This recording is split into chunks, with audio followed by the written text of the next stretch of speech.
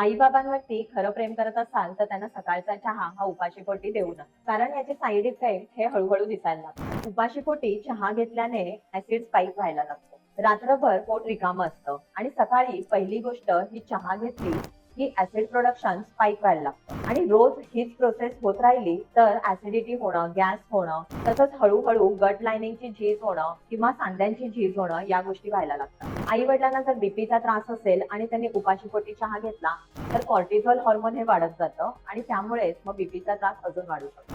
चहामध्ये टॅनिन हे घटक असतं जे न्यूट्रिएंट्स ऍब्झॉर्ब होऊ देते, विशेषतः आयर्न.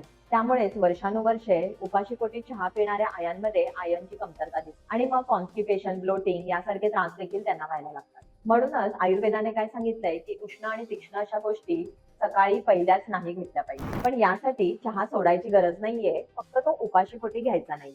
सकाळी आधी जिरे पाणी किंवा धणे जिरे पाणी हे पाव कप असं घेऊ शकतो. यामुळे काय होईल तर अग्नी हा अगदी शांतपणे जागा होईल आणि नंतरचा चहाने होणारा त्रास हा होणारच नाही. तर लक्षात ठेवा, आधी धणे जिरे पाणी आणि नंतर चहा.